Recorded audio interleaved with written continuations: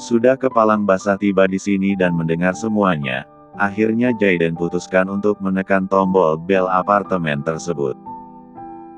Tak peduli meski jantungnya sudah bergemuruh hebat, tak peduli meski nanti amarahnya akan semakin meluap-luap saat melihat sang kekasih di dalam sana. Suara bel apartemen tersebut tentu sangat mengganggu bagi Lisa dan Devan di dalam sana, meski sama-sama telah sampai puncak.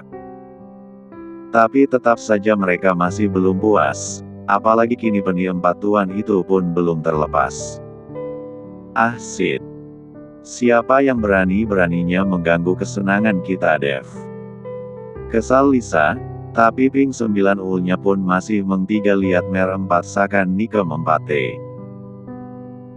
Tidak usah dibuka, balas Devan dengan entengnya. Gerakan pin 9 gol Lisa membuat hasar 4-nya kembali bangkit dalam sekejap. Dia sungguh tidak ingin melepas peni 4 tuan ini, justru ingin mengul 4-nya dengan G4 yang lebih Li 4R. Tapi Jaiden tidak semerta-merta hanya menekan bel satu kali, tapi dia ulangi terus sampai suaranya terdengar begitu bising di dalam sana. Dari yang tidak mengganggu hingga terasa begitu menyebalkan di telinga Lisa dan Devan. Shit. Sebenarnya siapa yang datang? Awas saja jika tidak penting. Kesal Devan, dia lantas menekan tombol kamera yang ada di depan pintu tapi ternyata di layar kecil itu tidak menunjukkan wajah siapapun, sementara suara bel masih terus berbunyi. Saat Devan ingin menekan tombol mikrofon ternyata tombol tersebut sudah aktif, tapi Devan tidak berpikir panjang baginya itu pun bukan masalah. Siapa di sana? Tanya Devan dengan suaranya yang terdengar jelas jika kesal. Jaiden yang mendengarnya pun tak sudi untuk menjawab, tapi terus menekan bel tanpa menunjukkan wajahnya. Kurang ajar, geram Devan, sayang, ayo kita kerjai dia, kata Devan pula dengan bibir yang tersenyum miring. Kerjai bagaimana sayang? Tanya Lisa, kini kamera dan mikrofon telah dimatikan oleh Devan, jadi Jaiden tak mampu lagi mendengar ucapan mereka berdua.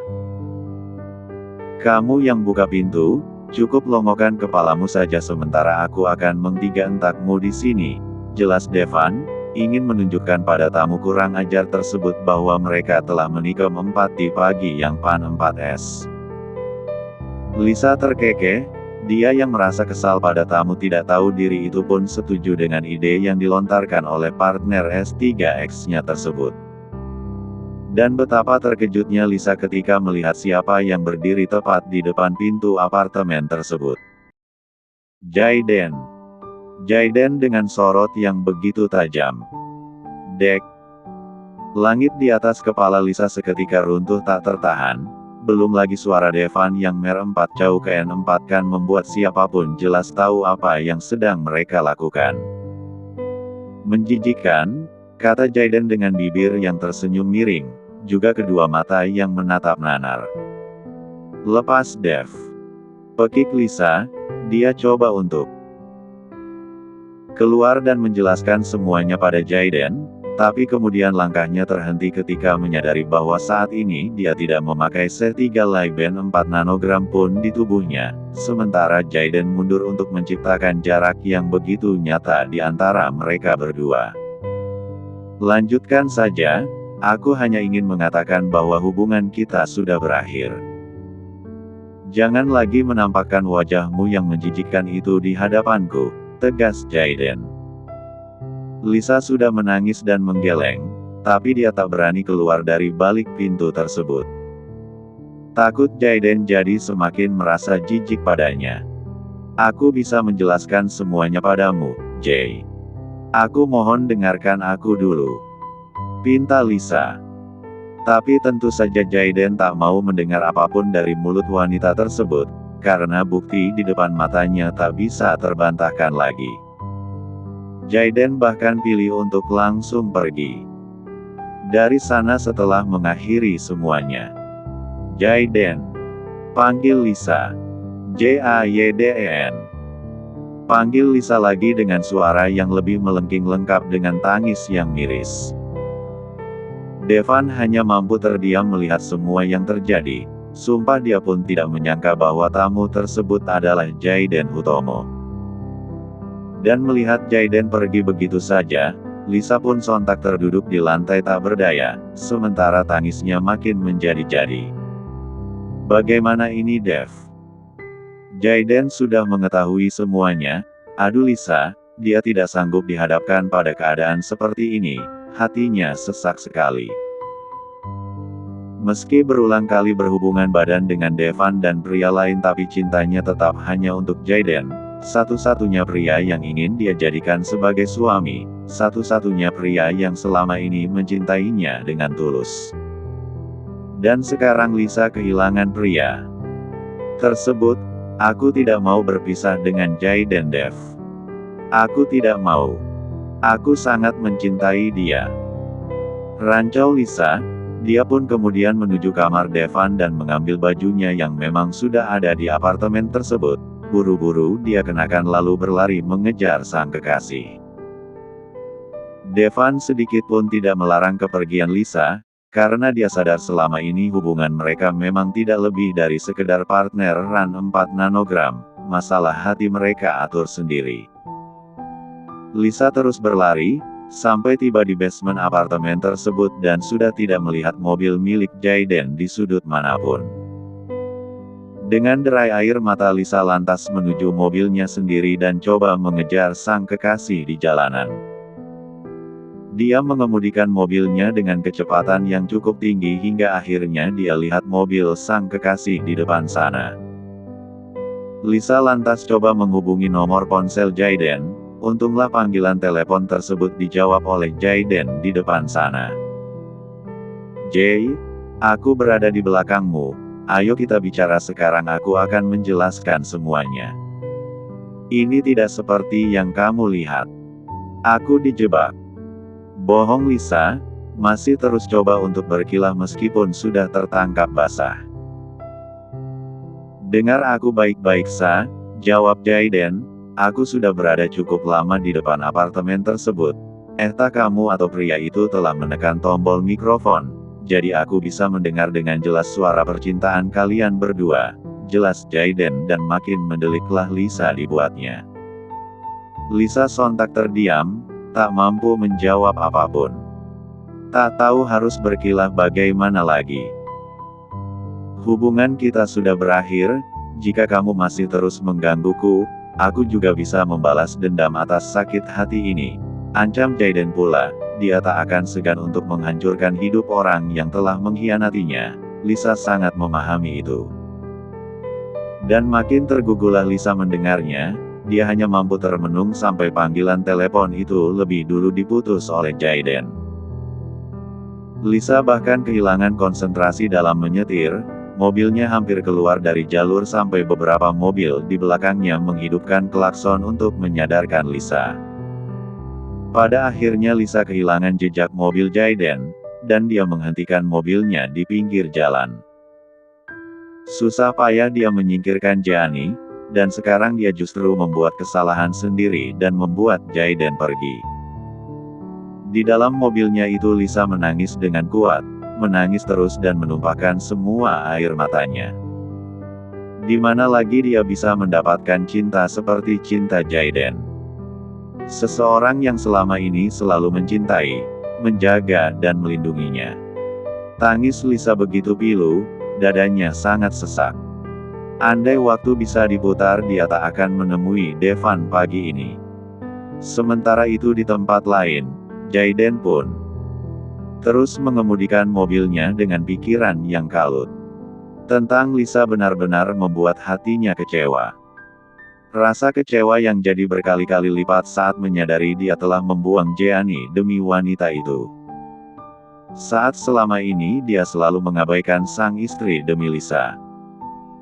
Kini Jaiden mulai menyadari bahwa selama pernikahan Gianni selalu coba untuk bersikap baik padanya, coba untuk patuh sebagai istri. Tapi Jaiden yang selalu mematahkan, selalu bersikap dan berkata-kata kasar. Jaiden seperti kehilangan arah, mobilnya entah menuju kemana. Dia tidak tahu, apa ke kantor, atau pulang ke apartemen, atau kemana? Jaiden tidak tahu. Jam 11 siang akhirnya Jaiden tiba di kantor setelah dia berputar-putar tidak jelas di jalanan kota. Datang dengan wajah yang nampak dingin membuat semua orang di perusahaan seketika jadi merasa takut. Hanya Juno yang berani menghampiri sang bos. "Tuan, di ruangan Anda sudah ada Tuan Rendra yang menunggu," lapor Juno. Juno menjemput kedatangan bosnya tersebut. Kini mereka sedang berjalan beriringan di lobi menuju lift untuk naik ke ruangan sang bos. "Papa?" tanya Jaiden pula, takut salah dengar. "Benar, Tuan. Beliau juga baru saja tiba," jelas Juno. Beberapa menit kemudian akhirnya mereka pun tiba di ruangan presidir, ruang kerja milik Jaiden. Tiba di sana Juno pun undur diri, membiarkan ayah dan anak itu memiliki waktu berdua untuk bicara. "Pak," sapa Jaiden, dia coba menyembunyikan tentang hatinya yang tengah gundah. Tapi tetap saja tak bisa karena raut wajah Jaiden menunjukkan jelas jika sekarang dia tengah kecewa. "Kenapa wajahmu seperti itu? Apa ada masalah?" tanya Papa Rendra. Jaiden menggeleng, "Tidak ada apa-apa. Papa kenapa datang ke sini? Apa ada sesuatu yang penting?" tanya Jaiden pula. Dia juga telah duduk di sofa, duduk di hadapan sang ayah. "Papa membawa surat perceraianmu dengan Jeani. Tidak perlu ditunda terlalu lama, langsung saja tanda tangani surat ini," ucap Papa Rendra dengan suaranya yang terdengar begitu tegas seolah tidak ingin dibantah. Dia bahkan dengan segera mengarahkan dokumen tersebut agar segera ditandatangani oleh sang anak. "Papa sungguh tidak ingin sedikit pun memiliki hubungan dengan keluarga mereka," sengit Papa Rendra. Sementara Jaiden, lagi-lagi hanya mampu menatap nanar dokumen tersebut. Di dalam hatinya berbisik dia tak ingin menandatangani dokumen perceraian itu, tapi di dalam benaknya dia memikirkan tentang perasaan sang ayah dan ibu. Jaiden benar-benar bingung, benar-benar tak tahu lagi kemana arah hidupnya saat ini. "Cepat tanda tangani surat perceraian ini, biar Papa bisa segera mengirimnya pada pria itu," ucap Papa Rendra. Kini bahkan rasanya begitu enggan untuk menyebutkan nama sang sahabat, sampai akhirnya menyebut Jonathan dengan sebutan pria itu. Tapi belum sempat Jaiden menjawab sepatah kata pun, tiba-tiba terdengar suara ponsel milik Papa Rendra berdering. Papa Rendra pun dengan segera mengambil ponselnya di saku jas bagian dalam, dan ternyata yang menelpon adalah sang istri, Mama Nadine. "Halo, Ma," jawab Papa Rendra langsung. Jaiden yang juga mendengar ucapan ayahnya itu bisa langsung tahu jika yang menghubungi adalah sang mama. Itu artinya pembicaraan mereka berdua harus dijeda dulu, karena tidak ada yang berani mengabaikan ataupun membantah Mama Nadine. "Papa di mana?" tanya Mama Nadine dengan suara yang terdengar menuntut. "Jangan katakan bahwa sekarang Papa menemui Jaiden dengan membawa surat perceraian itu," kata Mama Nadine lagi, hingga membuat Papa Rendra seketika kehilangan semua kata-kata. Tapi diamnya sang suami justru membuat Mama Nadine merasa curiga, langsung menebak bahwa saat ini pasti suaminya sudah berada di kantor Jaiden, ataupun apartemen sang anak, pokoknya pasti sudah bersama dengan Jaiden. "Astaga Pak, kenapa jadi tergesa-gesa seperti ini?" Seperti mengambil keputusan tanpa berpikir panjang. Kesal Mama Nadine, padahal semalam mereka berdua sudah membicarakan banyak hal tentang pengakuan keluarga Jonathan dan juga tentang pernikahan anak mereka. Dari sudut pandang Mama Nadine, keluarga Jonathan memang salah. Tapi tentang pernikahan ini tak bisa dengan semudah itu langsung diakhiri. Tetap saja harus mengambil keputusan dengan kepala yang dingin. Pernikahan itu mungkin diawali dengan kesalahan, tapi tetap saja janji suci tersebut diucapkan di hadapan Tuhan. Dan mendengar istrinya marah seperti ini, Papa Rendra seketika jadi menciut. Andai saja Jonathan hanya mempermainkan dia, mungkin Papa Rendra masih bisa memaafkan. Tapi keluarga itu telah mempermainkan hidup anaknya, dan inilah yang tak bisa Papa Rendra maafkan. Papa Rendra tidak ingin berat sebelah dan mengabaikan perasaan sang anak, karena itulah dia buru-buru untuk mengurus tentang perceraian ini dan membawa surat perceraian tersebut di hadapan Jaiden. Tapi ternyata apa yang dia lakukan tetap saja salah di mata sang istri. Mama akan pergi ke apartemen Jaiden sekarang juga. Kita bertiga harus bicara lebih dulu. Putus Mama Nadine, tak bisa dibantah ataupun dinegosiasi. Bahkan setelah menyampaikan keputusannya itu, dia pun segera memutus sambungan telepon tersebut. Tut. Papa Rendra makin tergugu, lantas melihat layar ponselnya yang sudah mati. Kenapa, Pak? Apa Mama marah? Tanya Jaiden. Dia tidak bisa mendengar ucapan sang mama, jadi hanya bisa menebak seperti ini, tentang apa yang sebenarnya terjadi.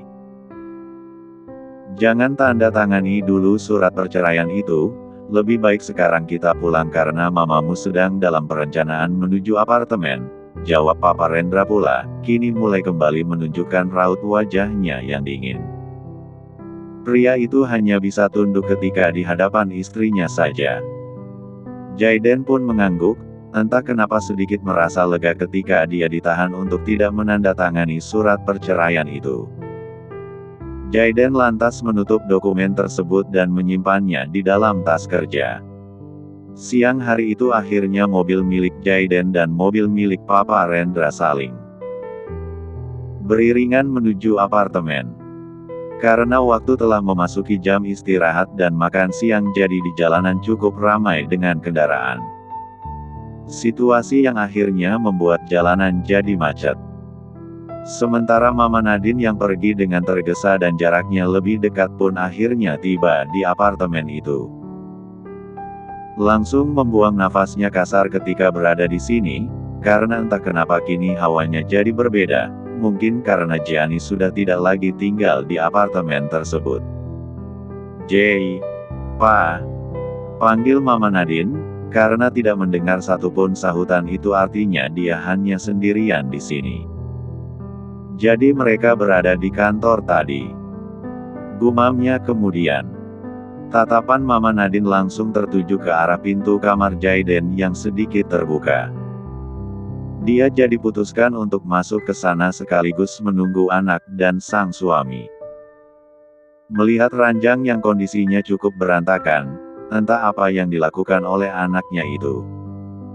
Atau selama ini Jaiden memang tidak pernah merapikannya. Apa semalam Jaiden dan Gianni masih menghabiskan waktu bersama? Entahlah, pikiran Mama Nadine jadi kalut sendiri, terlalu banyak menerka-nerka. Jadi Mama Nadine hanya segera merapikan ranjang tersebut. Lalu keluar menuju dapur untuk menyiapkan sedikit makanan, persiapan andai Jaiden dan Papa Rendra belum makan. Tapi langkahnya yang hendak menuju dapur jadi terhenti ketika dia melihat sebuah pintu kamar di sebelah sana pun sedikit terbuka juga, kamar yang selama ini terkunci karena kata Jaiden kuncinya hilang. Apa susahnya menutup pintu? Semua pintu kamar dibiarkan terbuka, gerutu Mama Nadine. Dia lantas mengurungkan niatnya untuk menuju dapur, jadi bergerak ke arah kamar tersebut. Lalu berkerut dahinya saat melihat pintu lemari baju di dalam sana pun tak terkunci rapat. Mama Nadine jadi masuk dan memeriksa kamar tersebut. Ternyata ada sebuah gaun wanita yang tergantung di dalam sana, ada tas, sepatu dan bahkan perhiasan yang Mama Nadine jelas tahu milik siapa. Semua itu adalah milik Gianni saat mereka pergi berbelanja bersama. Sepertinya saat Gianni pergi dia sengaja meninggal semua pemberian tersebut. Bahkan gaun merah marun yang sangat Gianni sukai pun ditinggalnya juga. Entah kenapa, seketika dada Mama Nadine jadi terasa sesak, sampai lemah kakinya dan nyaris terhuyung. Untunglah Mama Nadine masih bisa mengendalikan diri dan akhirnya pilih untuk duduk di tepi ranjang. Kenapa semua barang-barang ini ada di kamar ini? Apa mereka tidur di kamar yang terpisah? Sejak kapan? Gumam Mama Nadine. Jadi makin banyak pertanyaan yang bertebaran di dalam kepalanya, hingga membuat dia merasa pusing. Entah sudah berapa lama Mama Nadine berada di dalam kamar itu, hingga akhirnya terdengar suara sang suami memanggil di luar sana. "Ma, sayang, panggil Papa Rendra."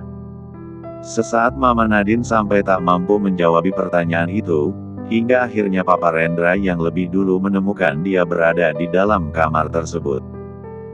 "Mama, kenapa di sini?" tanya Papa Rendra pula. Dia makin terkejut ketika melihat sang istri berada di dalam ini, lengkap dengan wajahnya yang nampak pias. Jaiden juga menyusul sang ayah dan dia lebih terkejut melihat Mama Nadine di sini.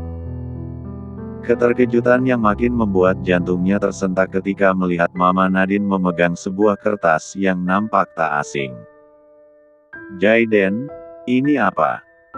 tanya Mama Nadine dengan suara yang terdengar begitu lirih. Dia masih duduk di tepi ranjang dan mengulurkan sebuah kertas di tangan kanannya. Kertas yang dia dapatkan setelah menggeledah kamar ini. Tapi bukan Jaiden yang menerima kertas tersebut, melainkan Papa Rendra yang mengambilnya cukup kasar. "Surat kontrak pernikahan," ucap Papa Rendra. Dia tengah membaca isi di dalam surat tersebut.